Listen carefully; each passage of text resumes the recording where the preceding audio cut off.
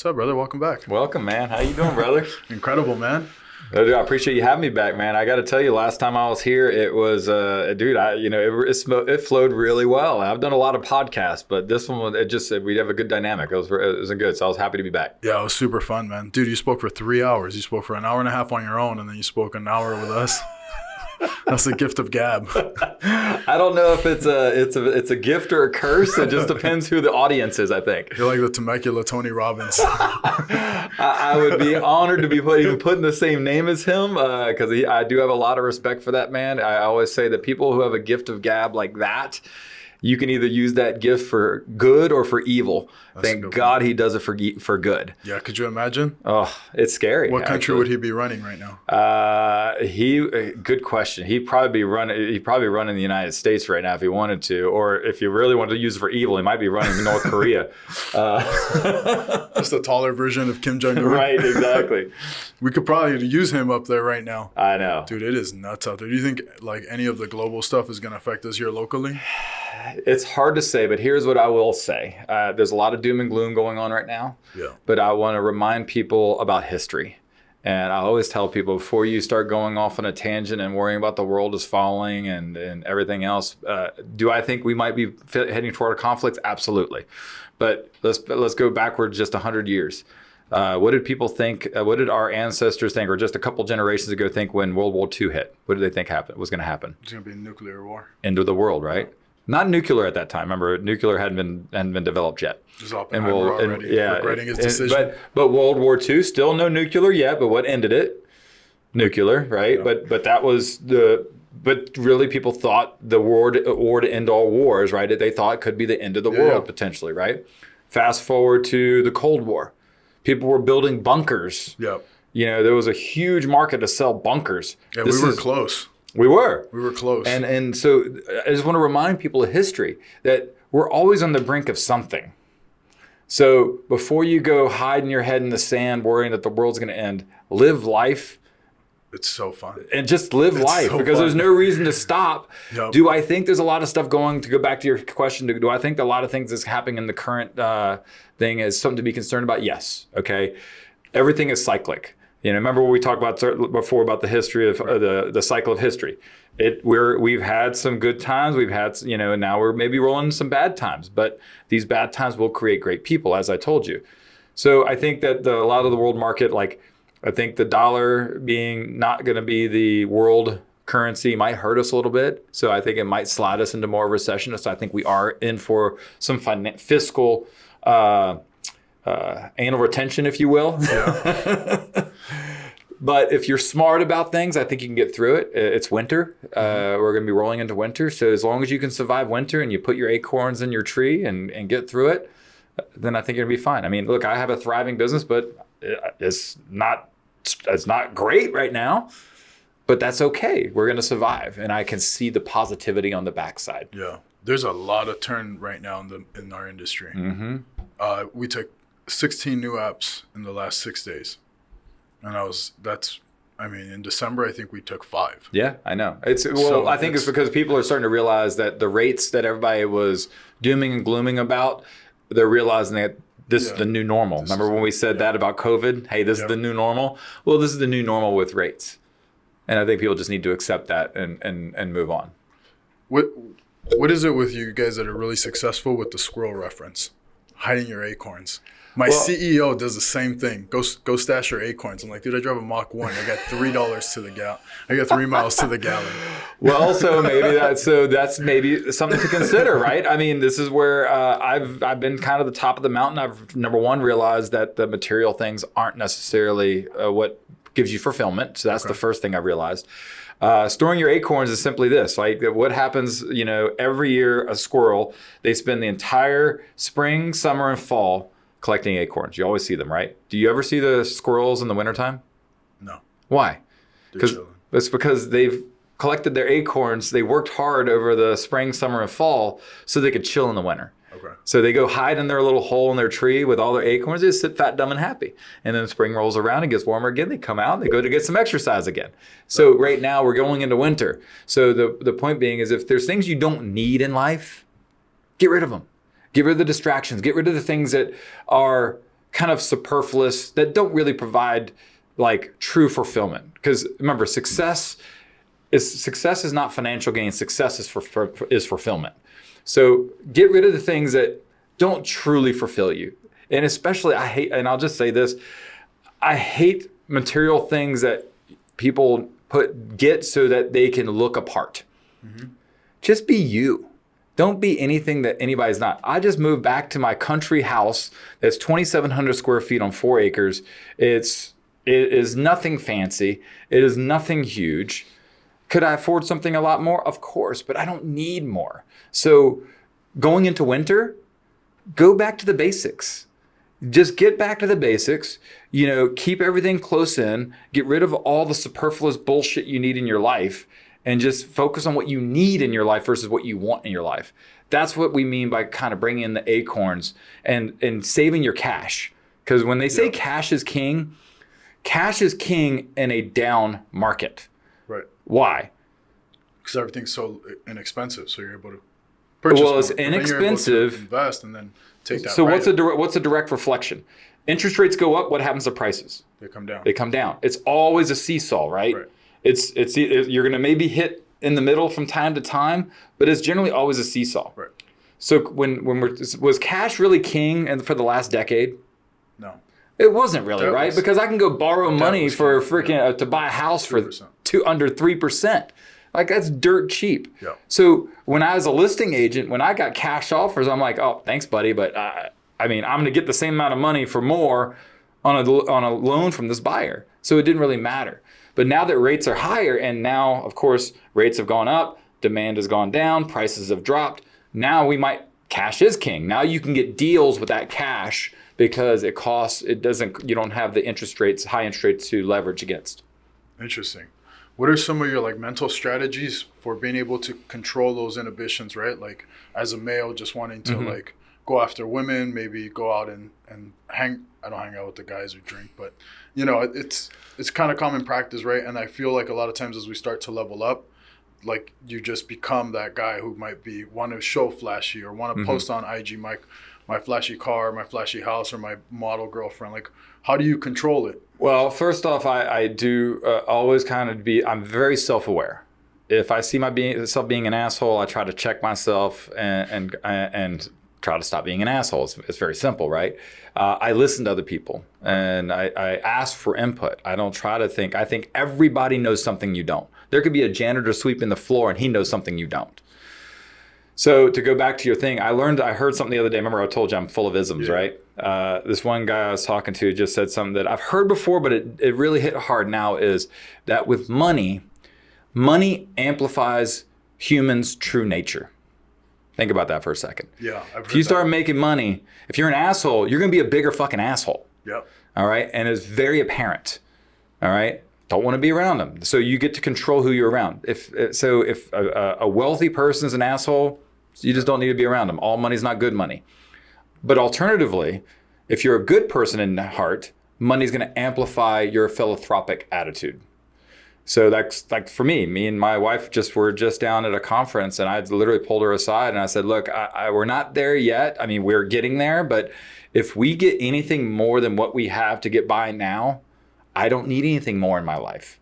So therefore, let's look at donations. Let's look at charities, because let's help others with the money that we can earn. Because again, we don't need more. Right.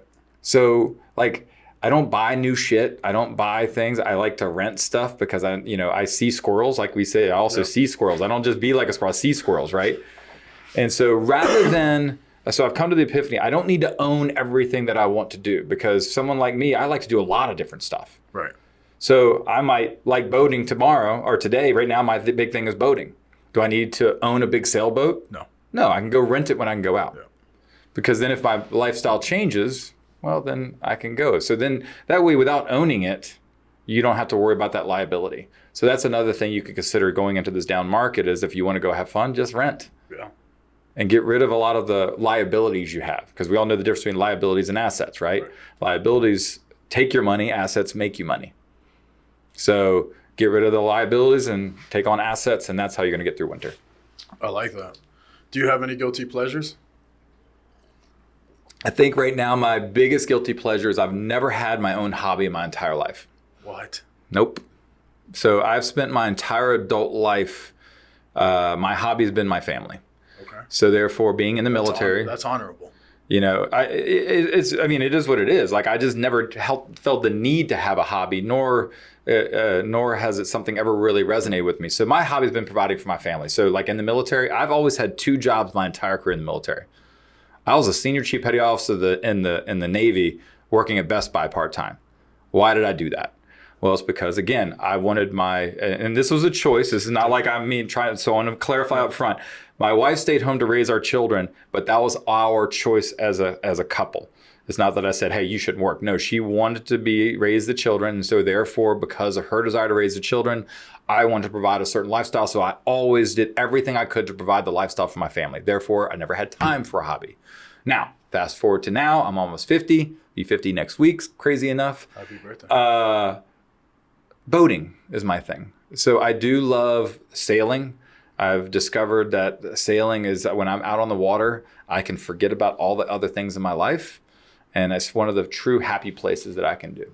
Wow, that's incredible. Mm-hmm. Yes, last year I actually did an incredible experience with some other fellow veterans, and we rented a 40-foot catamaran and sailed from Tampa Bay to Key West and back.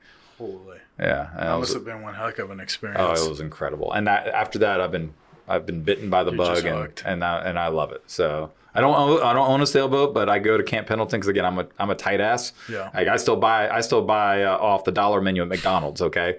Yep.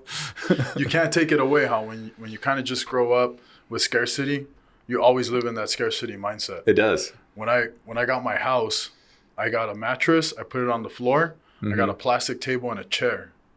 And so then when my boss came over, he's like, dude.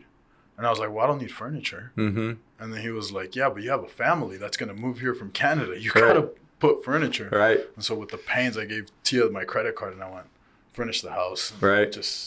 Well, there's also something to be said for the fact that, you know, when I'm in my world and my lifestyle, it's easy for me. It's so weird in my brain. It's like I will penny pinch and not pay an extra $2 for a value meal at McDonald's because I don't want to pay. I'd rather pay $5 for the dollar menu. Right. But yet, I can easily, you know, if let's say I'm like right now, I'm remodeling my master bedroom, in my house, I'm stroking big ass checks. Right. Doesn't bother me because that's money is already spent in my brain. Right. Does that make sense? No, yeah, 100%. Because I'm that way with my business. Yeah.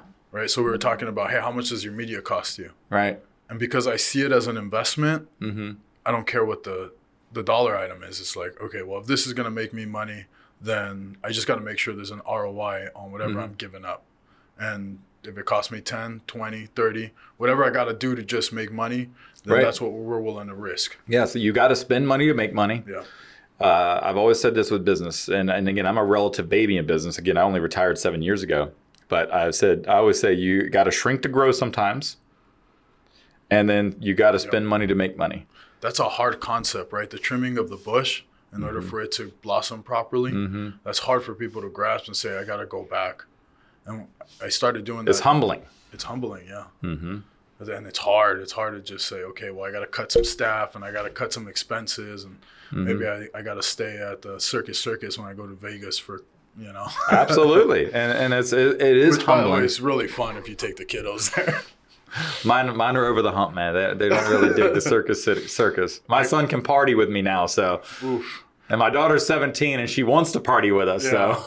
So it's one lesson she's gonna learn. Don't party with a military vet. Oh yeah. Well, I have a feeling she'll be able to hold her own. Oh man. When you're investing in your business, do you take that same approach as remodeling your bedroom, where it's mm-hmm. like if it's gonna make money? Yeah. What are some of the newer integrations that you've maybe leveraged technology or been able to come up with that you see going forward? Well, I think the biggest thing is this big move I told you about, me moving to EXP Realty, and realizing that the model is legit. Like I'm truly, and I don't say this lightly because I tell people the good, bad, and the ugly. So don't, I will give them the good, bad, and the ugly with everything that I see. But since I've joined, yeah, it's a little clunky with some of the because it's such a big organization now. It's a little clunky with transactions, but in the grand scheme of things, I've never seen an organization of its size operate as smoothly as it does, considering the circumstances. And then on top of that, I've learned that because now when I believe in something, I'm an evangelist. Right. I truly am. That's my gift, if you will. The spiritual guy, a friend of mine, he told me, he's like, you're an evangelist. And so focus on that. And so if I believe in something, I love to evangelize it. And so now I found that spending my money on, say, for example, showing somebody, because I can talk all day if I believe in something. So now I believe in showing people the culture. So right now I'm looking at investing in actually flying people out to some of these events so you can see firsthand, because talk is cheap, right? I could talk all day long on what I've seen and what I feel, but sometimes people need to see it with their own eyes and feel it within their heart when they see all of these. Like I was just in Cabo with 1,200 of the top agents in the country. Like I do pretty good. I do help over 100 military families a year, which is not bad in our industry, right? That's incredible. But I was in that room with 1,200 agents. I was probably in the bottom 10 to 20% of everybody in that room. There's that Pareto principle at work. Hey, I always say, be the dumbest person in the room. I've always said that. To be the dumbest person in the room and surround yourself by people that do great at what you suck at. Yep. And so when I was there, I learned that this company's model is like, everybody has a vested interest in your success, whether you're in somebody's organization. So you join EXP, and of course, if you're in their organization, everybody has a vested interest. Like when you join EXP, the 7 people you joined under all want your success. So who you join under is absolutely critical. And we talked about Brent Go being the top, the top agent at EXP, and I have the honor to be working directly under him. But then everybody who's going to be under us, I have a vested interest in their success. But here's the crazy part: in that room of 1,200 agents, we all have stock in EXP. So whether you're in somebody's organization or not, it doesn't matter, because everybody has stock. So we all want the company to succeed. So everybody in the company has a vested interest in the company's success. I've never seen that before in any organization ever. That's incredible. So so that's where I'm investing my money into that, so I can bring people out to show people what it is. And then at the same time, I have no problems dropping a check for as much money as it takes to show my love to my clients. And that's, I guess, the most important thing, or where I've gotten to where I've gotten, is that I do parties. I invite, I make people, I invite them to my own private parties. We do big events. I just did a huge event down in San Diego. We rented the entire rooftop in downtown San Diego, and we had like 100 people of our past clients and friends show up. We had live music and food and everything. And so we love pouring back into that, because you heard me say before at the last podcast, if you chase the money, you're never going to catch it. But if you're truly righteous about taking care of people, the money will follow. So I'm a relationship, and I will have no problems writing a check if it's helping out a client and a friend. Yeah, I love that.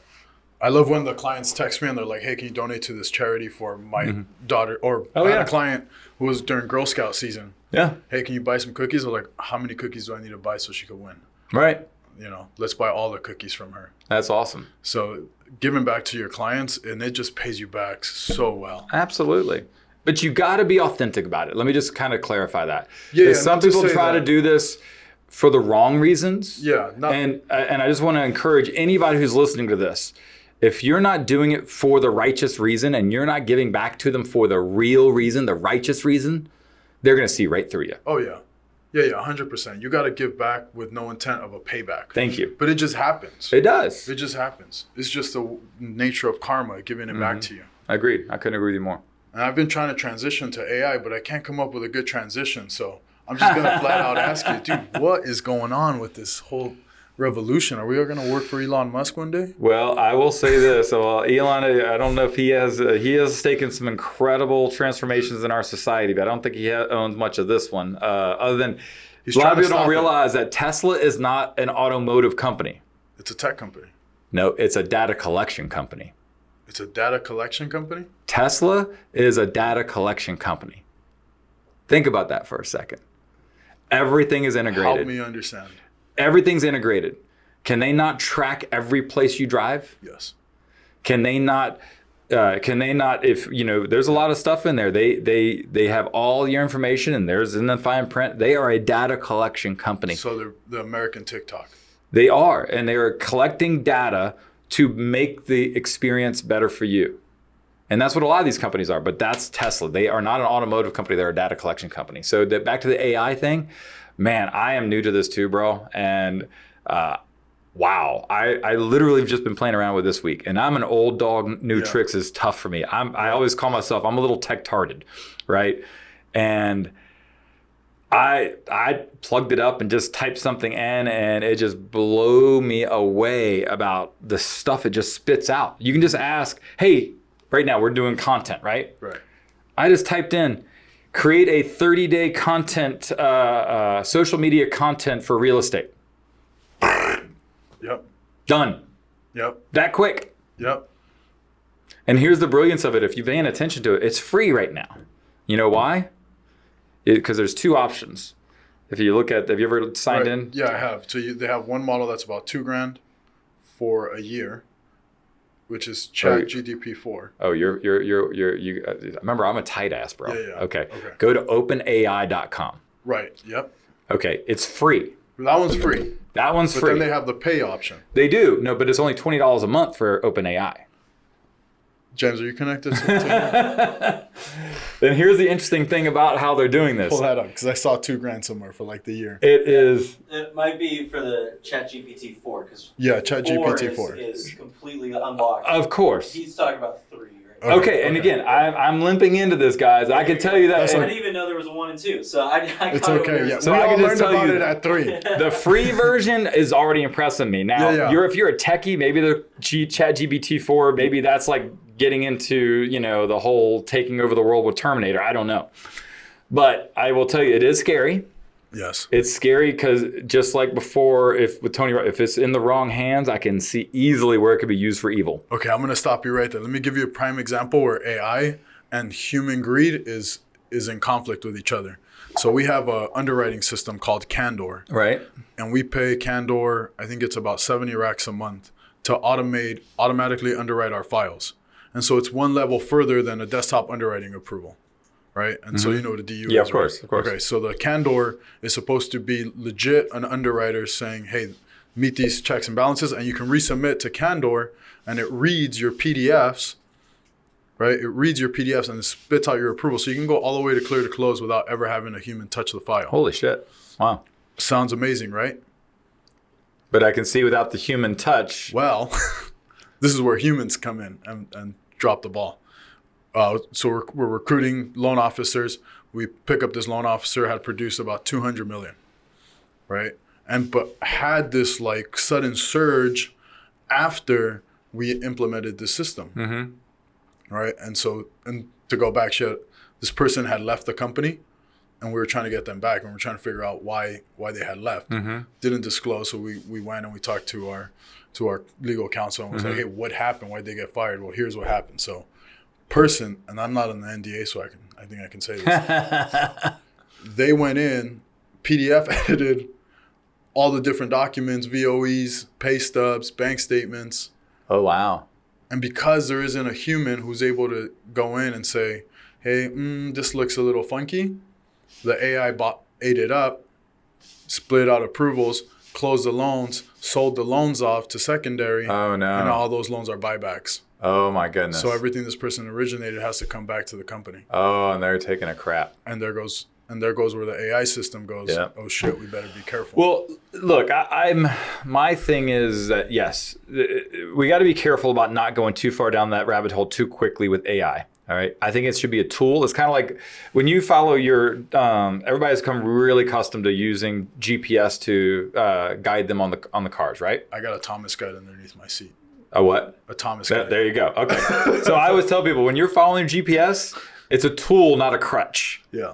So don't make sure you're looking and know where you're going, and don't just follow it blindly. AI is the same concept. Don't follow it blindly. Check it. And so actually, me and James were talking about before this. What scares me about AI is it kind of in line with the deep fakes of video right now. Yeah.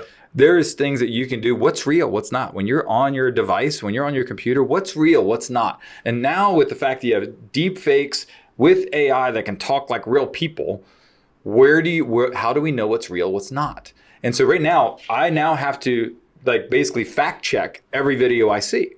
If I see something, then now I'm going to go, okay, let me go fact check this with like 2 or 3 other news sources to verify it's accurate. Because more often than not, it's bullshit.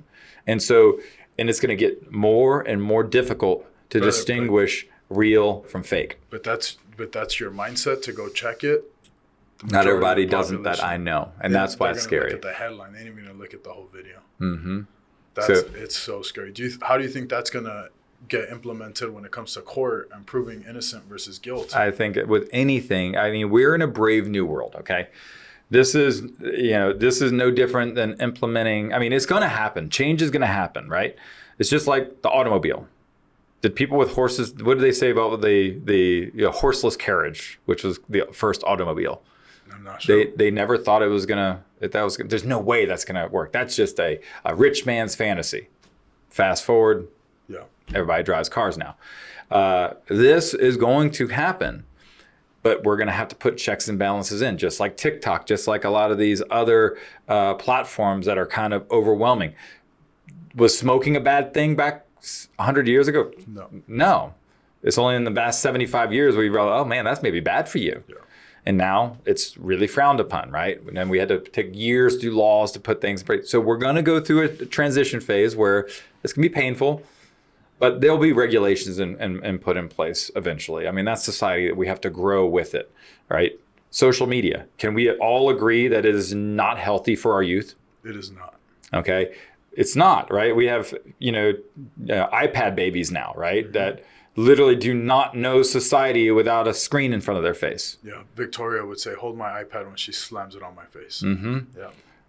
There you go, right? And like I love that one. There's this one TikTok is like, I will not clean, I will not cook, and then it has the mom holding up the iPad over the trash can. She's like, I will clean, I will cook, because you're taking away their entire world.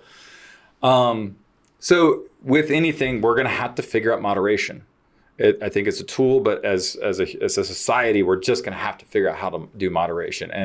And I will tell you, I heard somebody say something the other day, and it resonates with politics, whether talk about tech. Matthew McConaughey got on the news, and I've always followed him because I've always just loved how articulated he is. He actually got a little political the other day, and there was you'll have to look up the video, the interview he did. He literally preached everything I told you about the last one. Is that he goes, we have been so drowned out by the extreme loud voices of the extreme left and extreme right. Pick your topic. I'm not just talking politics. I'm talking religion. I'm talking every extreme position and issue we have in this world. It's the extreme left and right that have the biggest microphones right now. And Matthew McConaughey said on like, I believe that the majority of us don't believe this stuff. We have the numbers that the average human, the average person sees that we need to be more moderate and look at both sides of the fence on how we stand. I always say I'm fiscally conservative, but I'm socially liberal. 100. Right? So, we need leaders. We need people who can stand up with a loud voice and preach to both sides, but towards the middle so we can come to an agreement and not be so freaking divided. But I will say this, going back to your very first conversation, unfortunately, history does seem to repeat itself. And think about every time our country has come together and we've gotten stronger. Wartime. And I hate to say it, but it's just the truth. What happened leading up to World War II? We were a completely divided country back in World War II. And what did we do? We went to war and we came together as a country and we came out stronger than ever. Nationalism. It is. And we have the greatest experiment out there. And I do believe we will come together. It's sometimes what happened after 9/11. We all came together. They attacked us on our soil. Time heals all and we forget about that, but we can do more together than we can apart. And I think most people forget that. I agree 100%. I think when you talk to society, anybody out there, we're all kind of in that same boat. Mm-hmm. Hey, and even to say we're fiscally conservative, we still want to help others. Yeah. We want to help the less fortunate. We want to invest properly. What I don't want to do is help the people who are taking advantage of the systems. Yeah. And that's where the checks and balances don't exist. Yeah. But in a capitalistic market, there's always going to be leverage positions, and someone's always going to rise to the top.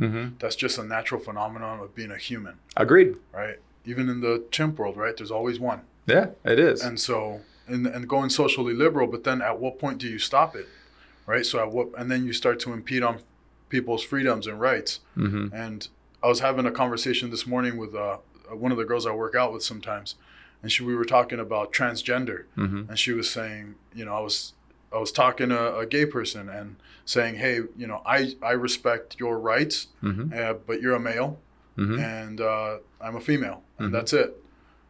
And we were talking about this guy in Canada who went in and broke the female world record for lifting, and just obliterated it. Well, where does that? If you come out and say, hey, that's not fair, well, now you're judged and ridiculed by one side. Yeah. So then you got to find that balance, right, on both sides. But I agree with you that most of us are just right here in the middle. Well, I think the majority of people, and I'll touch on that topic too, because I'm not afraid to say anything and this is a very polarizing topic, as you know. Yeah. But I do believe in anybody's right to identify with whatever the hell you want to identify. Identify who you want to be, but respect my right also to identify with the politics and views of society that I want. Well, I think, yes, I agree with you. I think everybody should respect, you respect another person's opinion, but don't try to force your opinion upon me. Right. Okay. Let me be me, you be you, and we can respect each other. Like, I personally believe a solution to a lot of this with regards to the transgender stuff and stuff like that is simply go, okay, you have 3 ways to identify factual plumbing, if you will, or physiological thing. You're either male and you have a penis, you're a female, you have a vagina, or you might be transitioning. And that's a legitimate thing, right? And people sometimes they're no, they do. A person can choose to transition from male to female or back and forth. That is their right, and I respect the shit out of it. And so on an application or how you want to do your gender should be only one of 3 choices. That's, I've never heard anybody throw in the third like that. But then now have a subcategory. Yeah. Because I guess there's some kind of 73 different ways to identify yourself, like sexually on your pronouns, orientation and pronouns and all that. Fine. Then let's compromise, because that's what society is, about compromise, right? Yeah. Respecting other people's position and somewhere in the middle, meeting in the middle, right? Just have an other box. Right. Have another box, even with a drop down. Yeah. Your LBGTQYZ, whatever it is, I'll respect the shit out of you. If you want to be a tree, right? If you want to be a furry. Like, there's so many different ways, and if that's what you like, you do you, boo. But don't expect other, because it's the same. You could flip that script, right? Yeah. Because you could be hard left and believe that you can be with it, but then what about the right person that doesn't want to raise their children that way? Should you force their beliefs on a person that doesn't believe that? I don't know. There's no real easy answer, by the way. Raising the kids, that's the tough one. I'm battling that with my daughter. How do I want to raise you? She's at that point now where she's starting to understand, where she's starting to see, she's starting to identify. Okay, what do I want to teach you? How do I want you to learn? Do I want to introduce you to this book that introduces all the different alphabets? Right. Or do I want to raise you in a hard Catholic Christian, which she's also half Jewish, really religious type of environment? Where is that blend, right? So, well, I'll tell you this. They always say there's no book. I love this, by the way. We go through all kinds of different topics here. I saw a meme. This is what happens when 2 people with ADHD get together. Right. I've never been diagnosed with it, by the way. I saw a meme once that, they say there's not a manual, but it was one meme that literally gave me the entire playbook to raise my child. And I've been following it ever since. It says, it works like this. From age 0 to age about 2, you are their nurturer. You're their everything in life. They cannot survive without a parent. We're one of the only species on the planet that takes so long, that require, care from day one for at least 2 to 3 years. From age 2 to 3 till age about 13, you're there at 12, 13, right before puberty, you're their teacher. That is when you raise your children. Yeah. And I've made this mistake. Like I missed that bus with how I believe, and I kind of missed that because I learned this later on. But from age like that age, 3 to 13, 12, 13, that's your teaching time. If you don't instill your values as a parent in that time frame, you've missed the bus. Yeah. Because age 13 to age 18 to 21, you're just their coach. Interesting. Think about that for a second. Yeah. As a coach, you don't dictate, do you? No. You give lateral limits. And they may bang their head on each side. They may try to jump over those lateral limits, but you're just there to coach them at this point. And then from age 18 to 21 and up, you can be their friend finally. When I saw that meme, it just changed my complete look on things, on my responsibility as a parent. That's an interesting concept.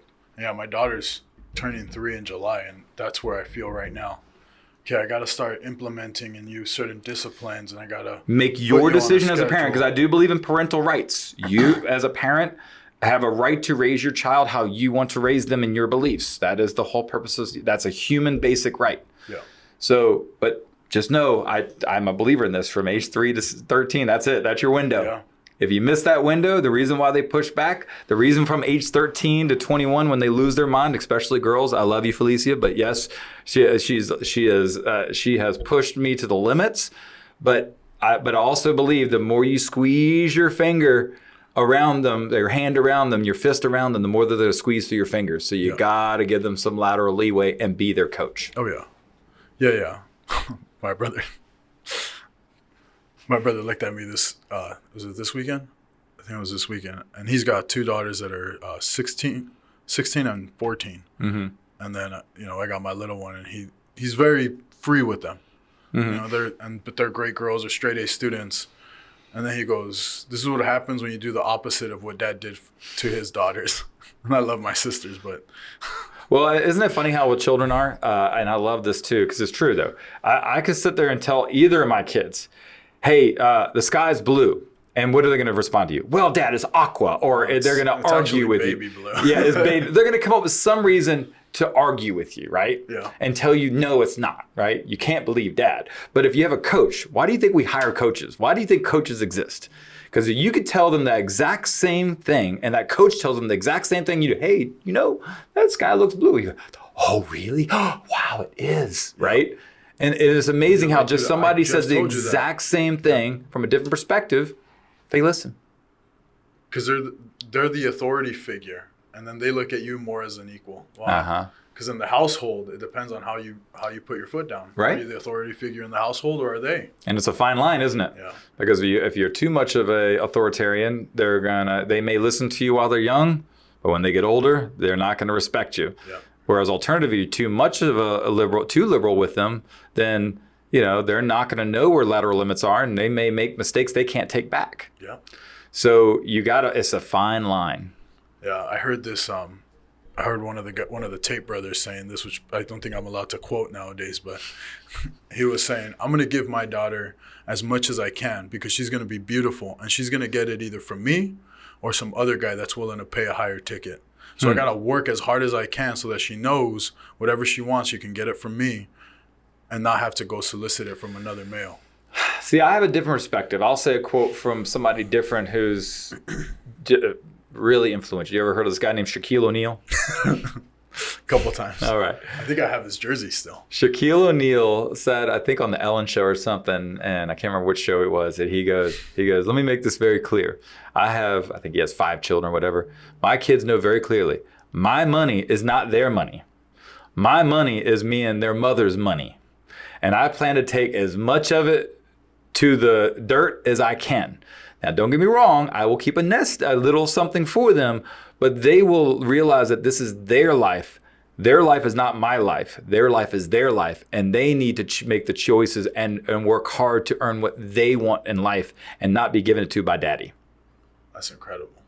And so I follow that with my children, and I tell them, I've instilled it so much that my daughter's getting ready to go to prom, for example, and we kind of messed with her a little bit. It's like, all right, well, you got to go get a dress. You've been saving for your dress and all this stuff. And she's like, oh, yeah. And she did. She was going out and doing it. Of course, I'm going to pay for my damn daughter's prom. But But we made her think that she was going to have to pay for her whole prom to go. And she was going to do it. That's wild. Because Travis. I've instilled it in her that if she wants something, she has to earn it. That's wild. Right now, for example, she wanted a car. And I was in a position where I didn't want her to, she's young and everything. So I paid cash for the car, but I'm her bank. Mm-hmm. And I'm even charging her interest.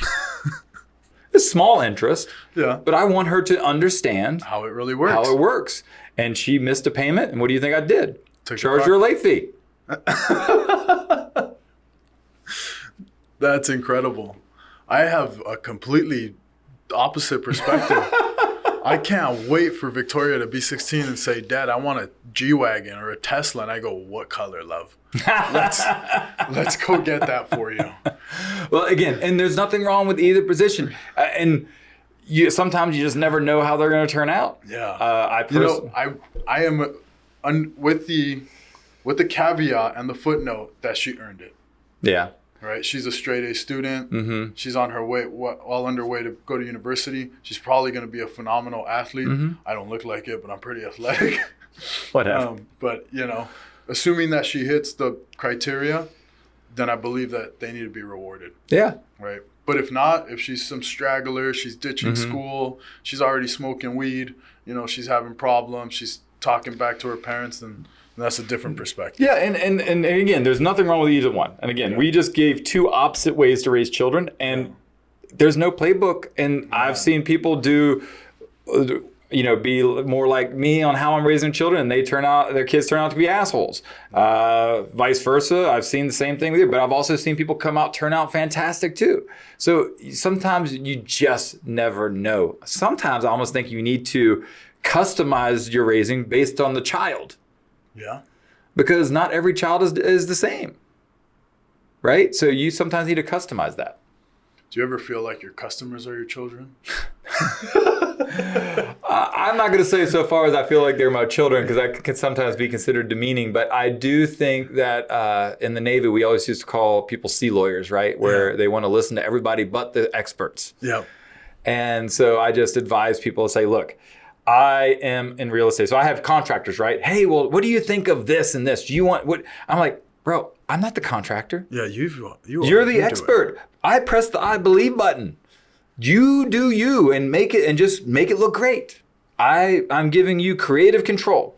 I just, and so I just do that. Whereas alternatively, I also tell my clients the same thing. I'm like, look, consider me like a doctor or a lawyer. If you have a doctor or an attorney who you hire to represent you in a criminal case or in, handling your health care, do they dictate what you have to do, or do they give you advice?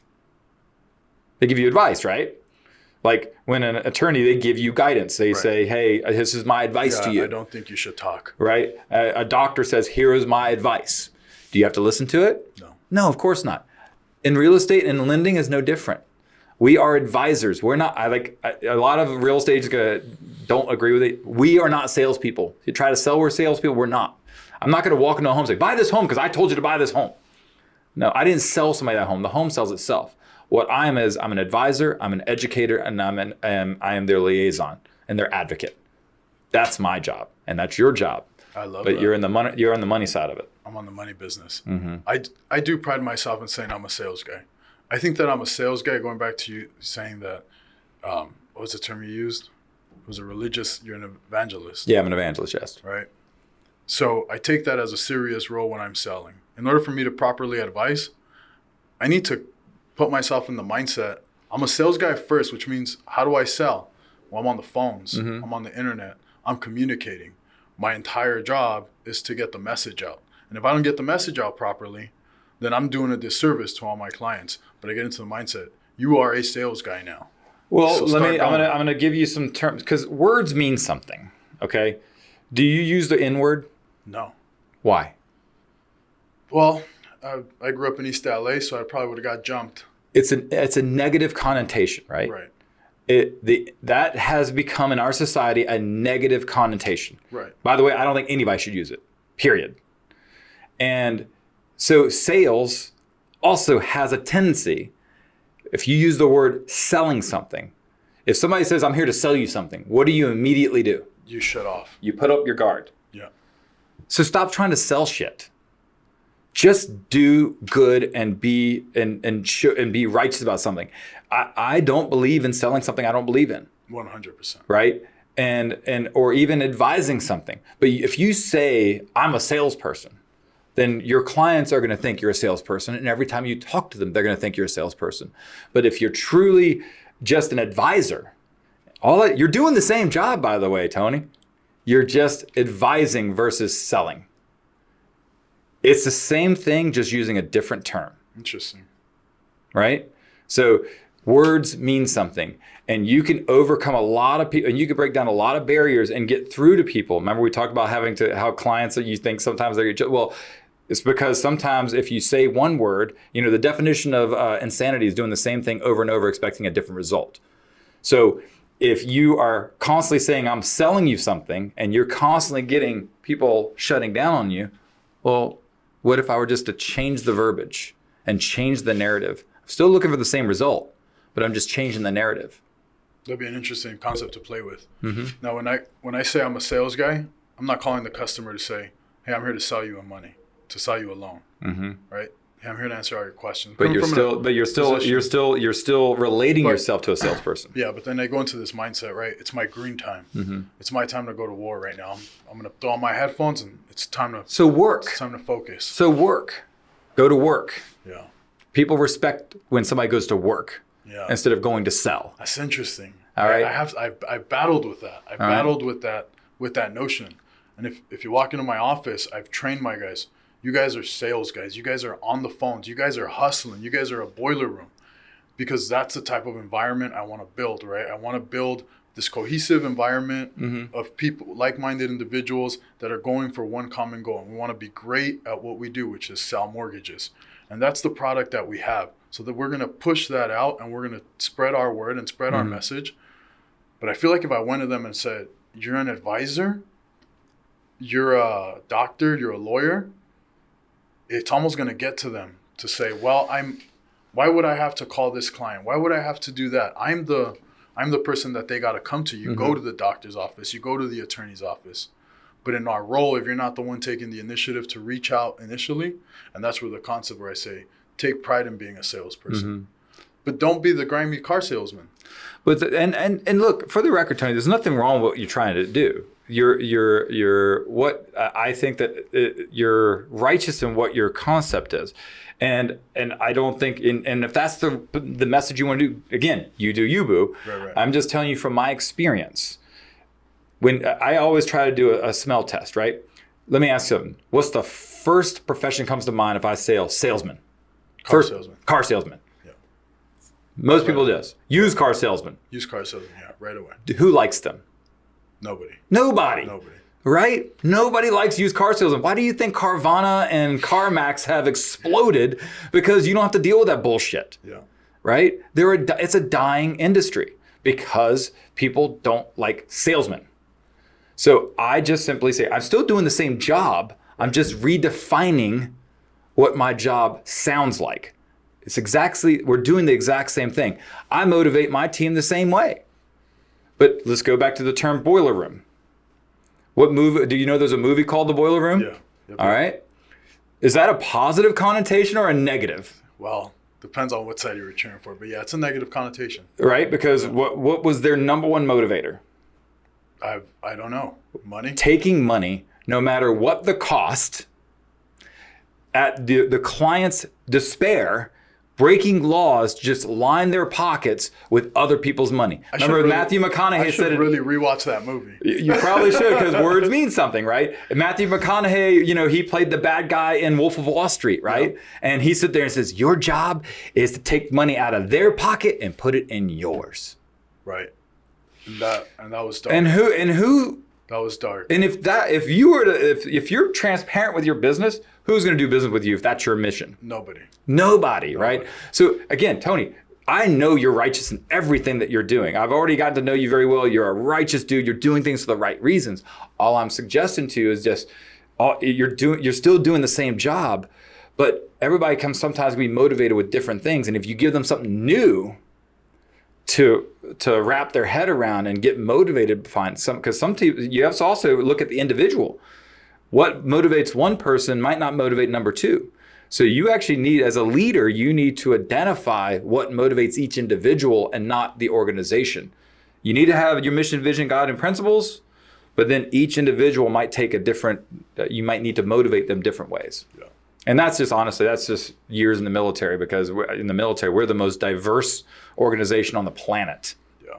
So we have to learn to deal with all aspects of society and motivate them all individually. Yeah, I love that, Travis. Well, I appreciate that input, brother. And bro, I want to make this clear before we go the way. You're doing amazing, brother. I'm giving it my best. Yeah. You know, there's going to the coaching. This is beyond the level I thought I would ever reach. This is beyond. Me and you both, man. Like, what? Dude, I said when I was a graduate in high school, man, if I can get a job making six figures, I made it in life. Yep. 60,000. I can probably still find the email when I was negotiating my first draw when I moved back to California from Seattle, and I said 60,000. That's what I want my initial yearly draw to be. And God, to think that I thought that was going to be success. And I was making six figures in Seattle, moved here, took a huge pay cut, going back to trimming the bushes, but I knew Southern California being my roots, that's where I was going to succeed. But then you reach levels where it's like, what do I do now? Who do you turn to? Who do you call? Who do you call for advice? Like, what? You know, and then you start to realize that your mentors that got you there are no longer the people that you can solicit advice from. Mm-hmm. So then it's like, okay, now I got to go get the next one. Well, remember last podcast I told you about living your life in thirds? Do you remember that part of it? All right. So that's exactly that model. You're not all, so remember, living your life in thirds, super quickly reminder is you spend a third of your life hanging out with people who have achieved what you're trying to achieve, spend a third of your life hanging out with your friends, family, and peers, because we always forget about them if we're goal oriented, and then spend a third of your life pouring into those that are trying to achieve what you've already achieved. That is always a moving target. When you're hanging out with that person who already achieved what you're going to achieve, what happens when you achieve that point? Is that person always going to be that third? No, now they become your peer. Right. So now they're still your friends, they're still part, but now you've leveled up. Now they're in the second third of your life. So now you got to find that next mentor. You always got to be leveling up. That's the whole reason why I made the move to EXP under Brent Gove. Yeah. My last company was fantastic. I love the people there. I had to move because I had to be around somebody that has already achieved what I'm trying to achieve. And Brent Gove does it in spades. That's incredible. Yeah, that's why I have Ben Anderson. But I'm excited to check out the core. And by the way, I want to tell you something that, you notice EXP has a tendency to use these words upline and downline. Uh-huh. Did you ever hear me say that? No. You know why? Because it annotates the MLM, which has a negative connotation. Exactly. And you know who correct me on that? Brent Gove. Brent Gove. I literally is like, I tell people, oh, Brent's in my upline. You should, and he's like, Travis, stop. I'm your partner. It's that simple. We're partners. So I'm here side by side. I will work like a dog for you. That's his exact words that he says to me. Because we're partners. That's incredible. And you see, all it was is a simple connotation. Because if you say upline, that has a tendency that he's my superior. But he's like, no, he's just achieved more than I have. And he's fulfilled. And that's what I love about him. He is fulfilled. I love that. You know what drives me? I was told about 3-4 years ago, stop being potential. Stop being potential. And I was like, fuck, okay, it's time to execute. In the Navy, any of my Navy people listen to this, if you ever get an evaluation in the military and the Navy that a superior wrote in your evaluation that he has a limitless potential. Do you know that in the boards, that is an unwritten kiss of death? No. By using the word you have limitless potential means that you're not there yet. Yeah. So be there. Yeah. That's a great way to end this. Thanks, brother. I appreciate you, man. Anytime, man. I'll be here fun. anytime, anywhere, anyhow. Oh, man. We got to keep doing these. These are so